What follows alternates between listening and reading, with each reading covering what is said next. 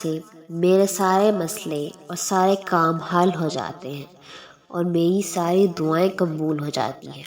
آج تک ایسی کوئی دعا نہیں ہے جو میری رہ گئی ہو۔ اللہ نے میری ساری دعائیں قبول کی سوائے ایک دعا کے۔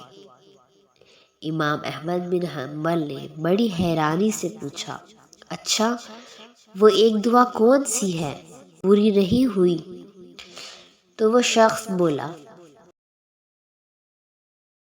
اللہم صلی علی محمد وعلی آل محمد کما صلیت علی ابراہیم وعلی آل ابراہیم انک حمید مجید، اللہم بارک علی محمد وعلی آل محمد کما بارکت علی ابراہیم وعلی آل ابراہیم انک حمید مجید۔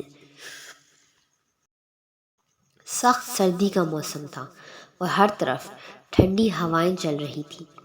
ایسے میں حضرت امام احمد بن حنبل رحمۃ اللہ علیہ عشاء کی نماز کے لیے مسجد کی طرف جا رہے تھے۔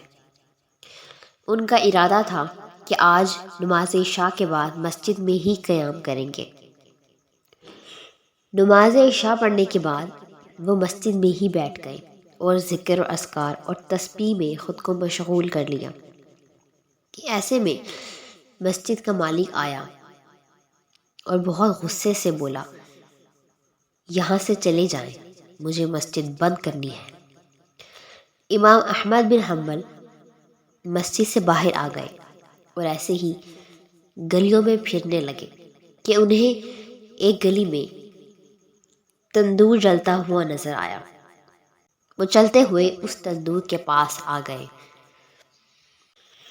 اور اس دکان کے مالک سے، جو کہ تندور میں روٹیاں لگا رہا تھا، اجازت لے کر ادھر ہی بیٹھ گئے۔ تندور کا مالک استغفار کا ورد کر رہا تھا۔ امام احمد بن حنبل یہ دیکھ کر مسکرانے لگے۔ جب دکان کے مالک نے امام احمد بن حنبل سے پوچھا کہ آپ کیوں مسکرا رہے ہیں، تو امام احمد بن حنبل نے فرمایا کہ تم استغفار کا ورد کر رہے ہو اور مجھے تمہارا یوں استغفار کرنا بہت پسند آیا۔ تو وہ شخص بولا، استغفار کی برکت سے میرے سارے مسئلے اور سارے کام حل ہو جاتے ہیں اور میری ساری دعائیں قبول ہو جاتی ہیں۔ آج تک ایسی کوئی دعا نہیں ہے جو میری رہ گئی ہو۔ اللہ نے میری ساری دعائیں قبول کی سوائے ایک دعا کے۔ امام احمد بن حنبل نے بڑی حیرانی سے پوچھا، اچھا وہ ایک دعا کون سی ہے جو استغفار کی برکت سے بھی پوری نہیں ہوئی؟ تو وہ شخص بولا کہ میں نے اللہ سے بہت دعا کی کہ مجھے اس دور کے سب سے بڑے محدث اور فقیہ حضرت امام بن حنبل سے ملوا دے، لیکن یہ دعا ابھی تک قبول نہیں ہوئی۔ یہ سن کر حضرت امام احمد بن حنبل کھڑے ہو گئے اور فرمانے لگے، میں ہی احمد بن حنبل ہوں۔ یہ سن کر وہ شخص رونے لگا اور حضرت امام احمد بن حنبل کے ہاتھوں کو بوسہ دیتے ہوئے کہنے لگا، میں تو ایک ادنا سا بندہ ہوں، مگر اللہ نے استغفار کی برکت سے مجھے آپ سے ملوا دیا۔ استغفار کرنے کی بہت فضیلت آئی ہے۔ قرآن اور حدیث میں بار بار استغفار کا ذکر کیا گیا ہے۔ حدیث شریف میں آتا ہے کہ تمام ذکروں میں افضل لا الہ الا اللہ ہے اور تمام دعاؤں میں افضل استغفار ہے، بشرط یہ کہ وہ دل سے ہو۔ جو انسان سچے دل سے استغفار کرتا ہے تو اس کے گناہ ریت کی طرح گر جاتے ہیں، اور جو شخص استغفار کو اپنا ذکر بنا لیتا ہے تو اس کی پکار کو اللہ تعالی اس کی ہر پکار کا جواب دیتے ہیں اور اس کی ہر دعا کو قبول فرماتے ہیں۔ استغفار کی برکت سے دل ساری گندگیوں سے پاک ہو جاتا ہے۔ انسان ایک بہت گنہگار ہے، خطا کا پتلا ہے اور توبہ اور استغفار کا بہت محتاج ہے، اس لیے اس کے حق میں استغفار سب سے اہم ہے۔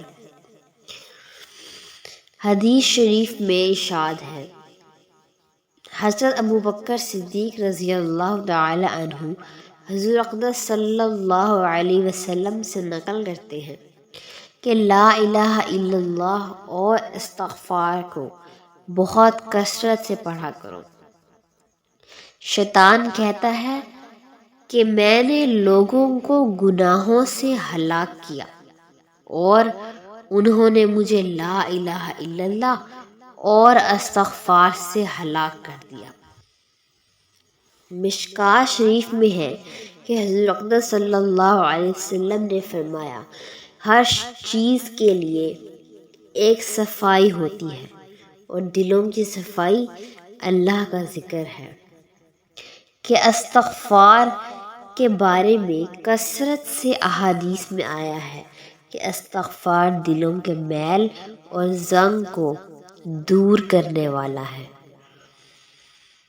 جب بندہ اخلاص سے استغفار کرتا ہے تو اللہ تعالیٰ اس کے سارے گناہوں کو مٹا دیتے ہیں اور اس کی ساری دعاؤں کو قبول کرتے ہیں اور اس کے سارے مسائل اور پریشانیوں کو اس سے دور کر دیتے ہیں۔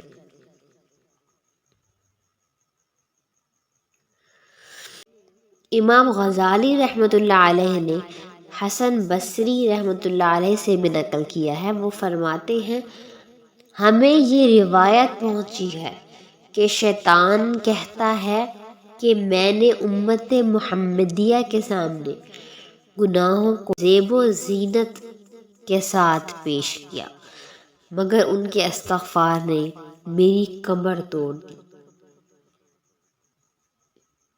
یعنی کہ اگر ہم تمام گناہوں سے بچے رہیں اور اس کے ساتھ ہی استغفار کو اپنی زندگیوں میں شامل کر لیں تو ہم بہت سے مسئلے، مسائل، پریشانیوں سے دور ہو جائیں گے۔ ہمیں چاہیے کہ ہر وقت استغفار کرتے رہنا چاہیے، بشرط یہ کہ وہ استغفار سچی نیت اور سچے دل سے کیا جائے۔ اللہ تعالی ہمیں سچے دل سے استغفار کرنے کی توفیق عطا فرمائے، آمین۔